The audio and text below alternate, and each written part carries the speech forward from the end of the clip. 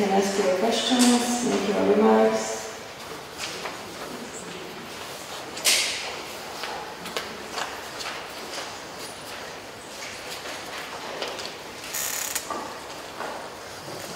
Yes. I'm very interested in how the lady from Metanoia, I'm sorry, I can't pronounce your name. Andrea. Can you tell us, can you share how the Hungarian audience responded to your performance? Because it was very interesting to see it, and of course I have my own opinions about it because I come from another country, so I think I interpret it in a completely different way, but I'm very interested in what responses you got back. For my answer, I think it's better if I answer it in Hungarian so that it is more precise. I will answer you in Hungarian and Attila will help me with translation, okay?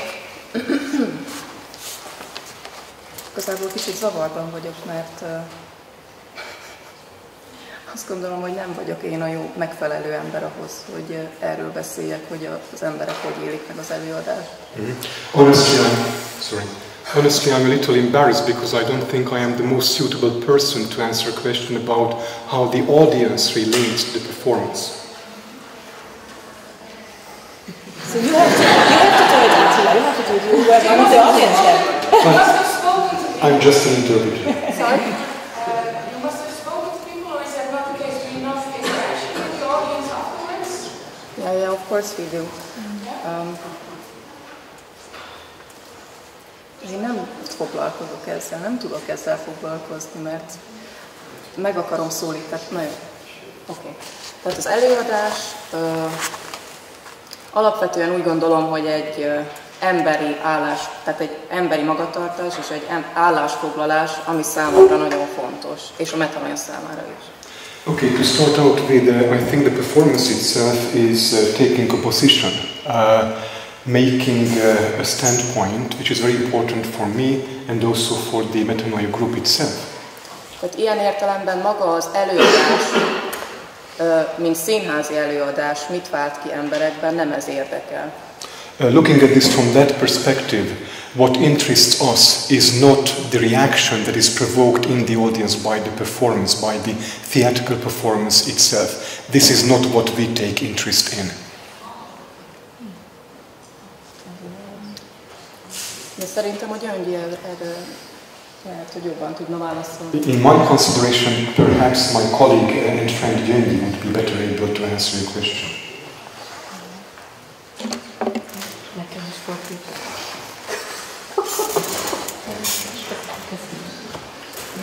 Tehát, ahogy említettem, 5-ször vagy 6-szor láttam az előadást Szegeden és Budapesten. As has been mentioned, I saw this performance 4 or 5 times here in Szeged as well as in Budapest. És mindig teltházak előtt, tehát a teltházat úgy kell érteni, hogy körülbelül akkora termekben, mint a Grand Café. It was full house in each occasion, and full house means of course an auditorium which is like the one you visited in Grand Café yesterday, a limited space. És én úgy gondolom, hogy mindegyik előadás nagyon sikeres volt. In my consideration, each of these performances was extremely successful. Természetesen a Metanoiának van egy közönsége Szegeden, és a budapesti helyszínek is olyan közönséget vonzanak, amely ezt a színházi nyelvet érti, és erre nagyon fogékony. Of course, Metanoia Group has a core audience here in Szeged, and also in Budapest the performances were attended by a kind of an audience which is sensitive and receptive for the theatrical language that is employed by the group. A másik tényező pedig szerintem, ami a sikerüknek a titka, hogy ami először egy ilyen, mint hogy egy ilyen indokolatlan félelem lenne kivetítve, egyfajta projekció. Ez, mint hogyha a társadalmi események Magyarországon egyre inkább ebbe az irányba mennének. Tehát egy ilyen értelemben is válaszol egyfajta félelemre. Also, I think one of the reasons for the success achieved by the performances of Metonyma Group is the kind of seemingly unjustified fear and terror that is involved in their performances, which is an element that might start operating as a response to those sentiments disseminated in today's society in Hungary that actually invoke and incorporate real terror and real fear. So there is an interrelationship between the latent fear in the performance and the real fear which is being present in today's society. Tehát egyfajta profetikus előadás. In that respect, I would say there is a prophetic element in the performances of the group.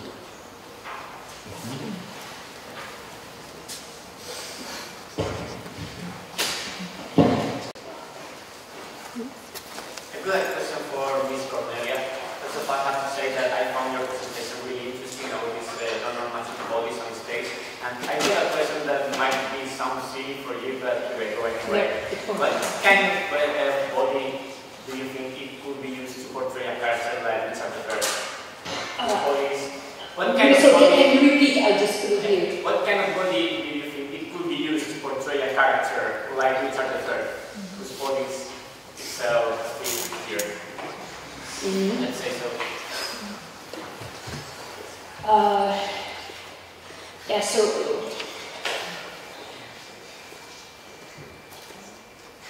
maybe yes. I'm really sorry because I'm not really sure whether I get the main point. What can be made with the body of the How actor? could Richard III be portrayed in this style of using non-normative bodies on stage? Richard III is no limp and hunchback.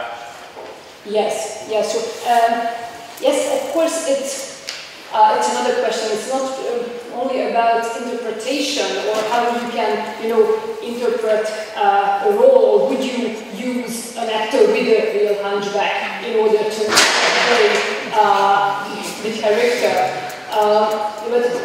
And especially when we're talking about Roman Castellucci's works and Societas Fedos's work, I would say that's a different understanding of theatre as an institution as well. Because if we think about it, theatre as an institution, theatre schools, so there is a selection. There is a selection of who can be present on the stage, who can be an actor, for instance. So probably disabled people won't have a chance to get in a theatre school. And that's what I found interesting in Roman Castellucci's work, how he could, open this new perspective and think about theatre and think about the bodies that can be presented in institutionalized theatre as well, as a new, theory, a new version of reality, and really how he grabbed the opportunities of showing European audiences bodies that, cannot really be seen on institutionalized theatre stages. So I'm not sure whether it's a real answer to your question, but thank you very much. Yes,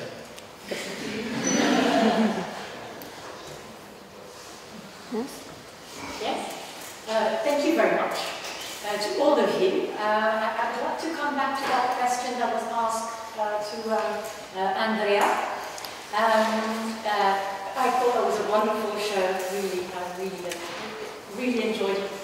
I'm a bit surprised by your answer about the response from the audience. Because, we were given a form to fill in at the beginning of the show. So, is that the only time you do that, or do you do that regularly? And if you do that, I guess that it's because you want you imagine that there's a before the performance and perhaps after the performance. And so, could you perhaps expatiate a bit on your answer? Thank you for your question. Yeah, Thank you. Attila? I'm the ghost.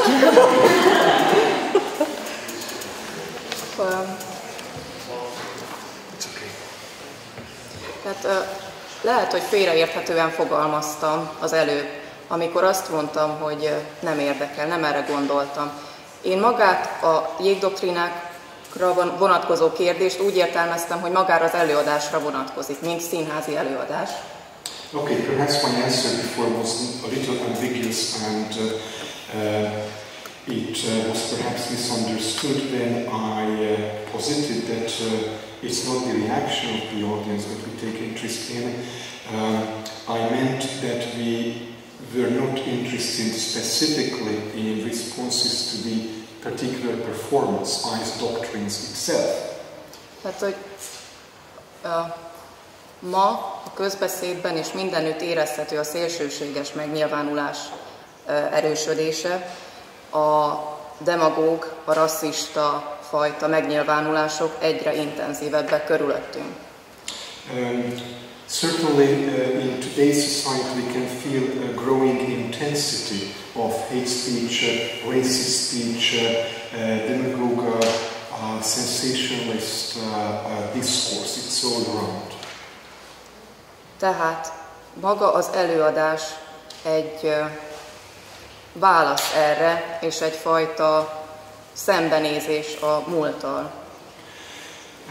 Looking at this from this perspective, the performance itself is a kind of response to this current social phenomenon and a kind of a coming to terms with the past, facing the past. Tehát sokkal fontosabb erről beszélni, mint magáról az előadásról úgy gondolkodni, mint egy puszta színházi előadás.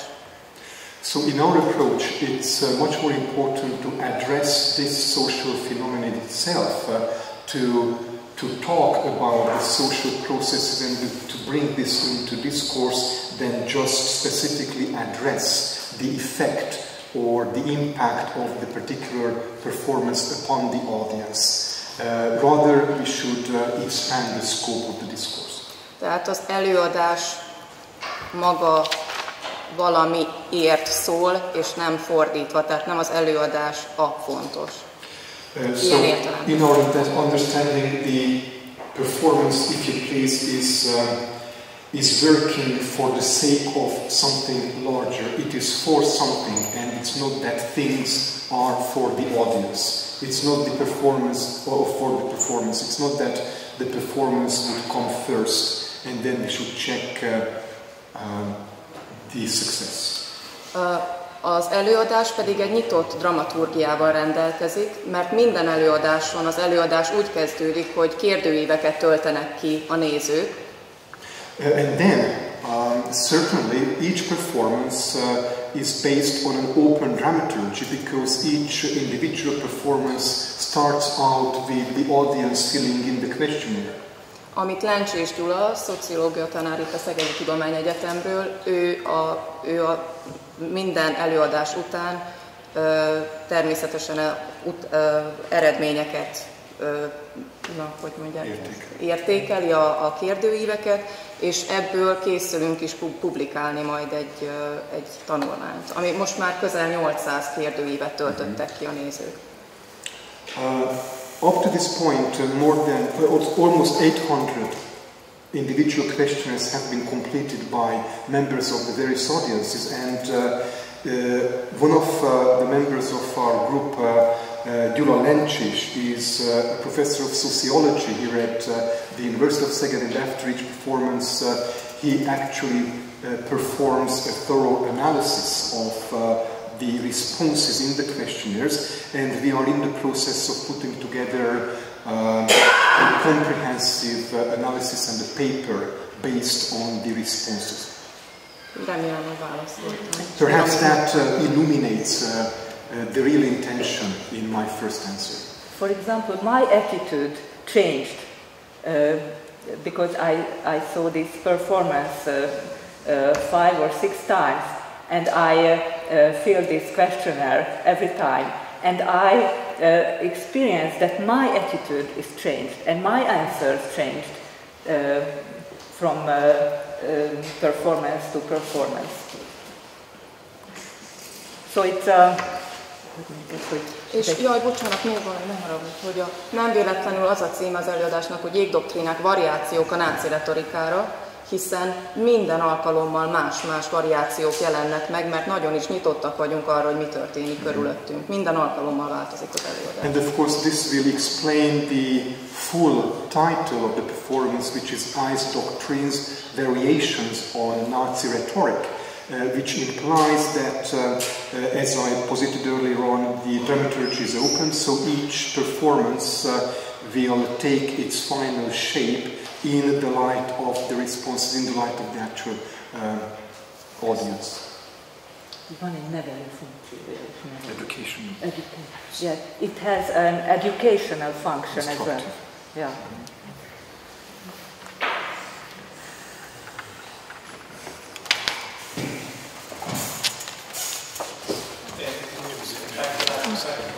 Okay. I would like to ask a question to Professor Marwan, if that's possible. And I wanted to, first of all, very good presentation, thank you for being here. And I wanted to ask you, calling upon ghosts of the past in an adaptation is necessarily something that is life-affirming in a way, because you're moving characters that shouldn't be there, or there are missing or dead in some way, back into the realm of the living. Although in the case that you presented to us, that movement is then leading to a new death and to a reaffirming of that. I wanted to ask you if you think that there is room still to find some death-resisting impulse in the act of contemporaries. Yeah, that's a very interesting question. Actually, I may be a bit prejudiced by my thinking about this play as being actually something really that does not give us, I mean, it gives us no room for optimism, in that there is something inconsistent in it, because Prospero the problem is that this play is also very rich textually, which I was not able to offer to you, because it cannot be summarized. And the whole show opens by Prospero saying to the audience, now think about all those people who wronged you once, and think what you would do to them if you could revenge. So now the perspective is set that the topic of revenge is actually given, it's announced, and it stays. And on the one hand, Prospero does not revenge. On the other hand, he revenges by. So I wouldn't say that coming back of those characters from the past, it's not so much giving them another life as forcing them to be dead, or to perhaps to put it in a better way, to re-experience their own deaths, which is actually more cruel and more painful than what happened. So I can't really now say, but I believe that theatrical experience is a process. So as for now, I cannot say that I have an optimistic answer to your question, but that may change.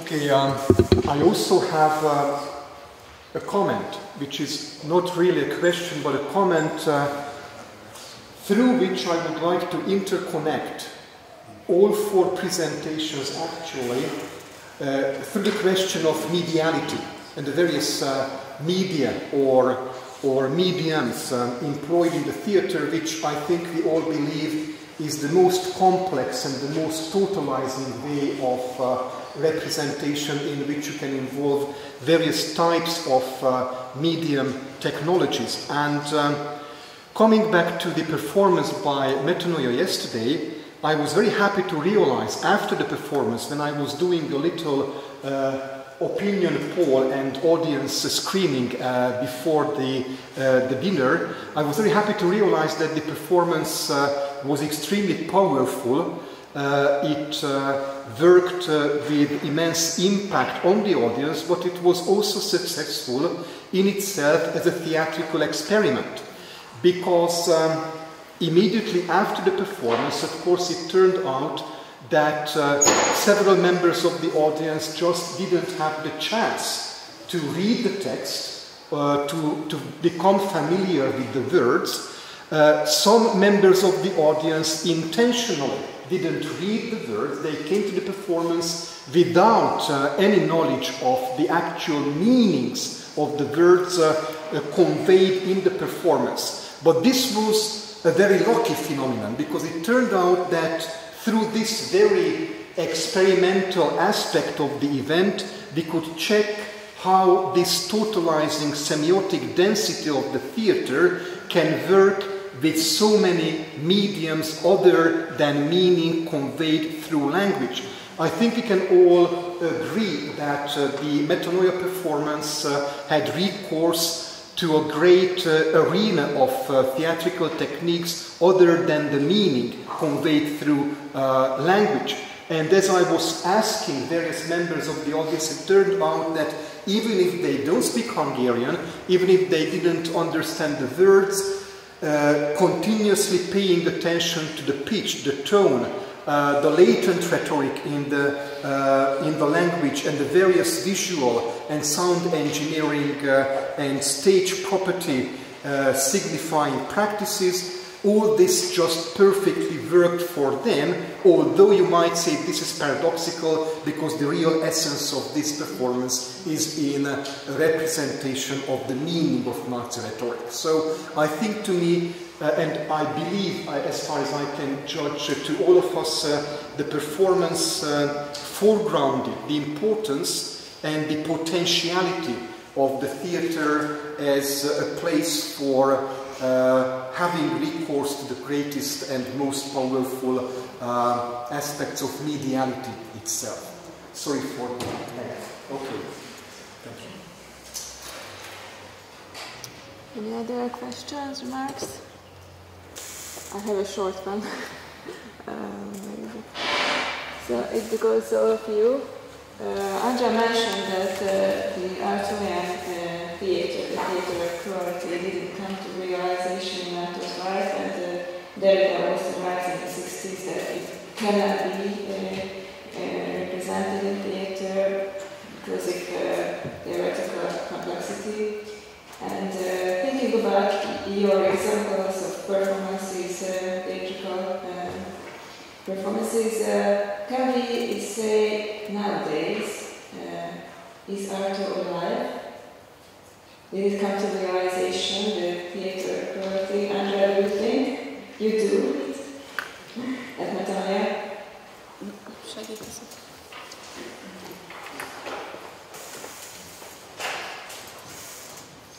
Tehát amiről Artaud beszél, és amire a színházi eszménye felhívja a tiszta jelenlétnek a fontosságára. Tehát azt teszi előtérbe, a tiszta jelenlétet. In my understanding, what Artaud is really talking about and what he really wants to draw attention to is the importance of pure presence. Tehát az élet vagy horizontján minden pillanat azzal terhel bennünket, hogy döntést kell hoznunk, választanunk kell vagy között. In the either-or horizon of our everyday existence, we are continuously facing the challenge of choosing between alternatives, going either in this or that direction. A tiszta jelenlét pedig nem más, mint egy úgynevezett abszurd hittel átitatott pillanat. What we mean by purely being present is nothing else but a moment which is totally saturated by this presence. Ami tulajdonképpen utat nyit egy metafizikai ugrással, az időbeliségben egy rést hoz létre, és megmutatkozik az örökké valóság. And this moment operates as an instance of penetrating the horizon of the presence by opening up a gap through which you can enter or gain an insight into metaphysical eternity. Tehát ilyen értelemben Artaud él. And in that respect, I would certainly posit that Arto is very much alive. A tiszta jelenlét az nem csak színházban, hanem a színházon kívüli terekben is megmutatkozhat, ha megmutatkozik. Pure presence, or being purely present too, can manifest itself not only in the theatrical space, but in spaces and circumstances of everyday life as well.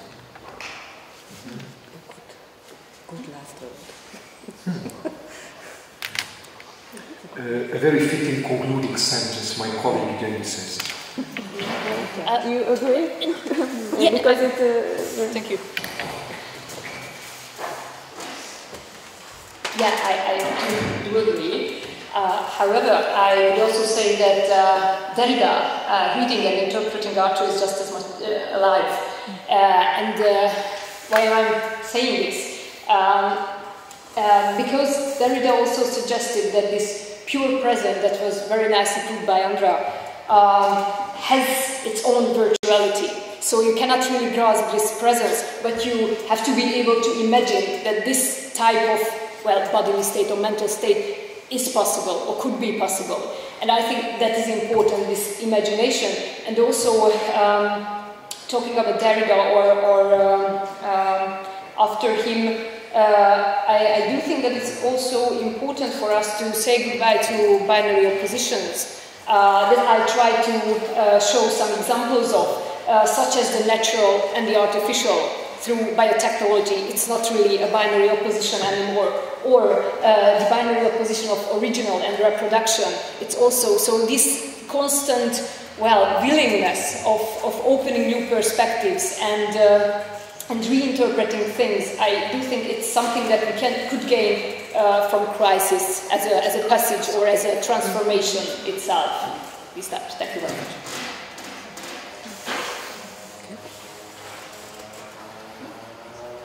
So thank you very much for your participation and interesting questions. So we end this session now. Thank you. Thank you. Thank you.